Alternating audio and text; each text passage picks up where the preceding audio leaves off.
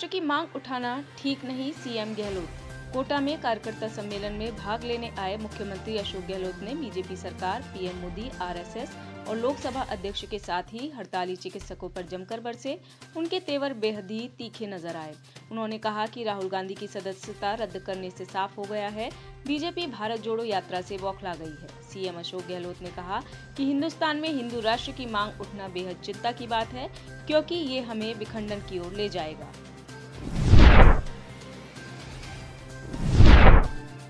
प्रदायिक हिंसा मामले पर कुशवाहा ने नीतीश से पूछे सवाल। रालोसपा सुप्रीमो उपेंद्र कुशवाहा जेडीयू से अलग होने के बाद लगातार नीतीश सरकार पर हमला बोल रहे हैं। रामनवमी जुलूस के दौरान बिहार में हुई घटना को लेकर उन्होंने सीएम नीतीश कुमार को आड़े हाथों लिया। उन्होंने शनिवार को कहा कि सीएम दावा करते थे कि बिहार में तनाव नहीं है, लेकिन 2 प्रमुख शहर, उसमें एक सीएम का जिला भी है जहां इस तरह की घटना हुई है।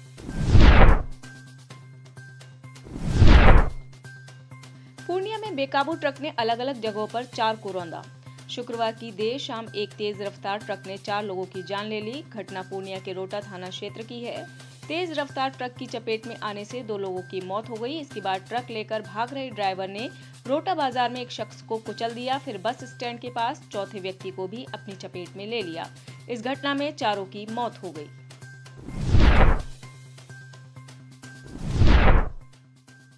राहुल गांधी पर एकजुट हुआ महागठबंधन। आपराधिक मानहानि मामले में सूरत की अदालत की ओर से राहुल गांधी को दोषी ठहराने के बाद संसद की सदस्यता से अयोग्य ठहराए गए कांग्रेस नेता राहुल गांधी के मामले ने बिहार में विपक्षी दलों को बीजेपी को घेरने की नई उम्मीद दे दी है।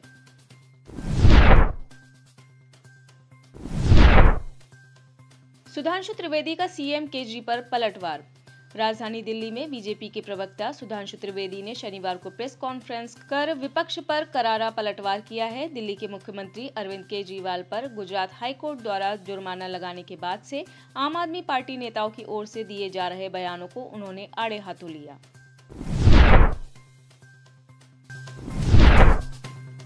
दिल्ली एयरपोर्ट पर फुल इमरजेंसी डिक्लेयर।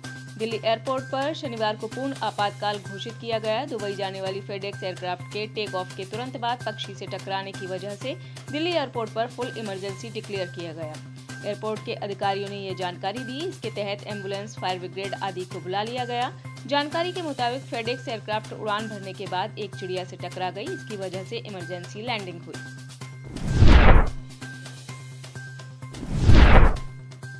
कांग्रेस नेता के नाम किया 4 मंजिला मकान। कांग्रेस के पूर्व अध्यक्ष राहुल गांधी की लोकसभा सदस्यता रद्द होने के बाद उन्हें सरकारी बंगले को खाली करने के बाद नोटिस जारी किया जा चुका है। इसके बाद कांग्रेस के नेता और कार्यकर्ता मेरा घर राहुल गांधी का घर के नाम से कैंपेन चला रहे हैं। इस बीच दिल्ली की रहने वाली राजकुमारी गुप्ता ने मंगोलपुरी में अपना 4 मंजिला मकान राहुल गांधी के नाम कर दिया है।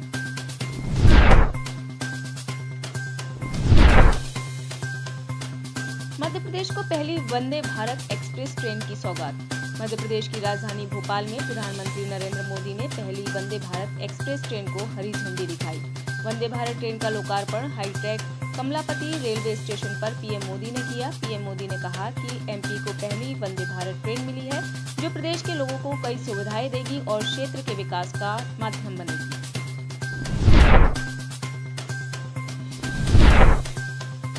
मध्य प्रदेश के पास नहीं बाघों को रखने की पर्याप्त जगह। भारत में जिस तरह अभी चीता प्रोजेक्ट पर काम किया जा रहा है, ठीक उसी तरह आज से 50 साल पहले यानी 1 अप्रैल 1973 को टाइगर प्रोजेक्ट की शुरुआत की गई थी। शुरुआत में देश में 9 टाइगर रिजर्व थे। इसमें मध्य प्रदेश का भी एक कान्हा रिजर्व शामिल था। आज मध्य प्रदेश में ही 6 टाइगर रिजर्व हैं। मध्य प्रदेश में सबसे ज्यादा बाघ कान्हा रिजर्व में है। यहाँ बाघों की संख्या 206 है।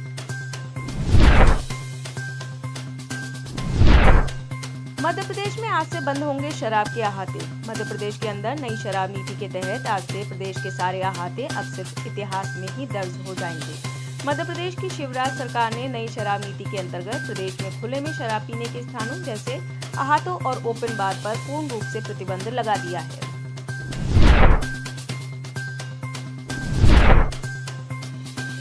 डॉक्टरों ने कोटा शहर में राइट टू हेल्थ बिल का किया विरोध। कोटा में राइट टू हेल्थ बिल का विरोध कर रहे डॉक्टरों का कहना है कि सरकार की हठधर्मिता से प्रदेश की चिकित्सा व्यवस्था चौपट हो गई है। सरकार को इसका कोई ध्यान नहीं है। मरीजों की बिगड़ती स्थिति सरकार को दिखाई नहीं दे रही है। चिकित्सकों पर जबरन आरटीएस थोपना किसी भी सूरत में सही नहीं है। आरटीएस जन विरोधी और चिकित्सक विरोधी बिल है। इसके साथ ही इससे अव्यवस्थाओं की बाढ़ आ जाएगी, जगह जगह अराजकता का माहौल हो जाएगा।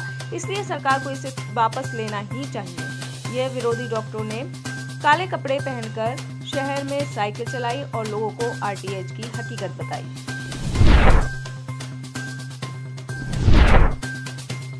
हरे खेतों में दिखी बर्फ की सफेद चादर। पंजाब के संगरूर के लहरा गागा के कई गांवों में शनिवार दोपहर बाद भारी मात्रा में ओलावृष्टि हुई। संगरूर के लहरा गागा के गांव हरियाऊ में तो कुदरत का कहर देखने लायक था। गांव में कुदरत के कहर की तस्वीरें दिल को झकझोर देने वाली थीं, जिसके साथ किसानों की गेहूं की फसल बिल्कुल बर्बाद हो गई। ओलावृष्टि से हुई बर्बादी का अंदाजा इसी से लगा सकते हैं कि मवेशियों के लिए खेत में खड़ा चारा तक नहीं बचा।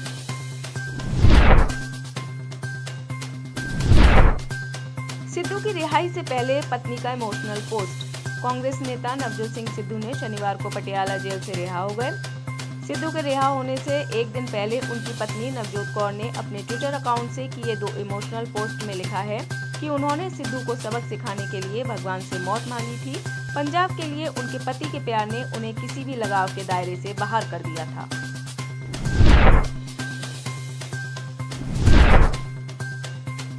सांसद संजय राउत को मिली जान से मारने की धमकी। महाराष्ट्र से राज्यसभा सांसद और उद्धव गुट के नेता संजय राउत को जान से मारने की धमकी मिली है। दावा किया गया है कि धमकी देने वाले ने उन्हें मैसेज किया कि तेरा भी मूसे वाला जैसा हाल कर दूंगा। दावा है कि संजय राउत को कथित तौर पर लॉरेंस बिश्नोई गैंग से जान से मारने की धमकी मिली है। दावा किया गया है कि संजय राउत को एक मैसेज में कहा गया है कि तू दिल्ली में मिला तो तुझे AK-47 से उड़ा दूंगा, मूसे वाला हो जाएगा।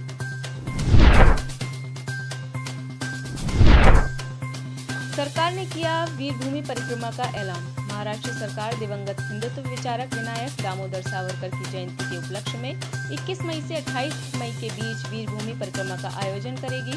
राज्य सरकार में मंत्री मंगल प्रभात लोढ़ा ने शुक्रवार को ये जानकारी दी। उल्लेखनीय है कि सत्तारूढ़ शिवसेना, भारतीय जनता पार्टी और विपक्षी कांग्रेस में सावरकर को लेकर जुबानी जंग चल रही है।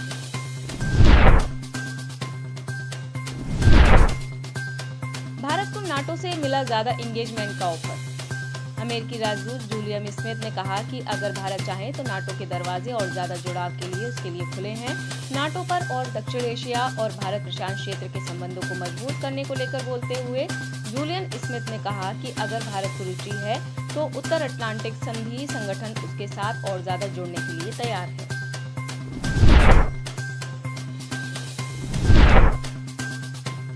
ऑस्ट्रेलिया में फिर भारतीय समुदाय को बनाया निशाना। खालिस्तानी समर्थक ऑस्ट्रेलिया में लगातार भारतीय समुदाय के लोगों को निशाना बना रहे हैं। अब एडिलेड में खालिस्तानी समर्थकों ने भारतीय समुदाय के वैशाखी कार्यक्रम में जमकर हंगामा किया। एडिलेड में Punjab Australian association of South Australia Inc नामक संगठन की ओर से ये कार्यक्रम आयोजित किया गया था। भारतीय वाणिज्य दूतावास के अधिकारी मनीष गुप्ता इस कार्यक्रम में चीफ गेस्ट थे।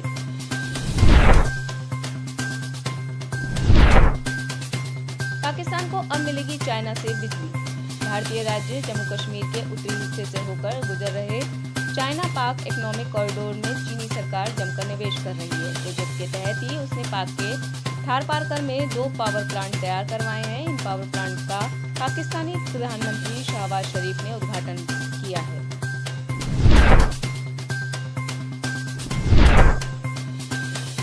ब्रिटेन में 49 वर्षीय भारतीय को हुई जेल। यूनाइटेड किंगडम में रह रहे भारतीय मूल के एक 49 वर्षीय शख्स को जेल भेजा गया है। शख्स अपनी ड्रग्स की लत पूरी करने के लिए बुजुर्ग माँ बाप से बार बार पैसा मांगता था। पैसा न मिलने पर उन्हें तंग करता रहता था। उसके क्रूर व्यवहार से परेशान माँ बाप ने पुलिस से शिकायत की थी। इसके बाद आरोपी को बर्मिंघम कोर्ट ने सजा सुनाई।